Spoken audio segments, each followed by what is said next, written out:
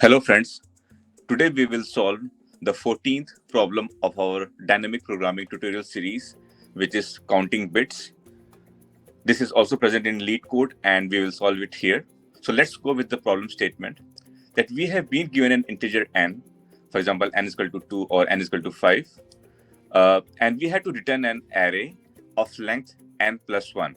So it means that if the input is 2, then the output would be an array of length 2 plus 1, 3. So we have got 3 elements in this output. Similarly, for 5, it would be total 6 number of elements of array that we have to return, such that for each of the element, for each of the I which has been returned in this array, it actually represents the number of ones in the binary representation of I. So let's go with the example to make it more clear. So first example is given as n is equal to 2. So it can be, we have to start from 0, 1 and 2, from 0 starting to 2, which is n. And then for each of the numbers which we have broke down this n, for each of the numbers, we have to, first of all, convert it into a binary. For example, 0 would be converted as binary as 000 only, right? And for 1, it would be 0001. So in 1, if we see that it would be only one number of bits, so that's why the answer is 1.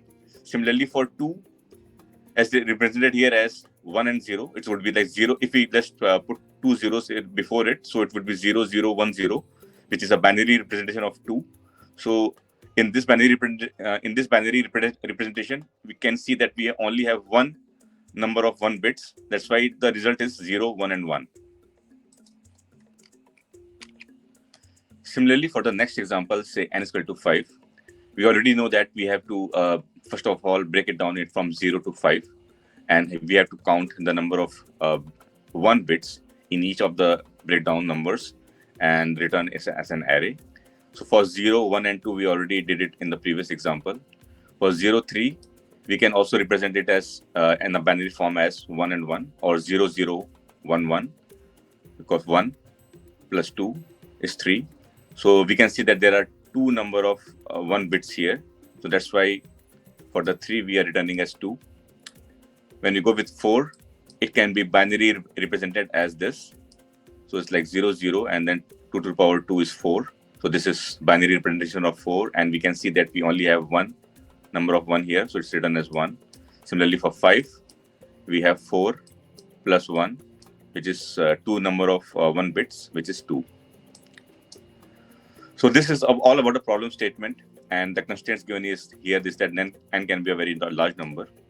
So in the next video, we will see that how to solve this problem using the bottom-up dynamic programming approach. So see you all in the next video.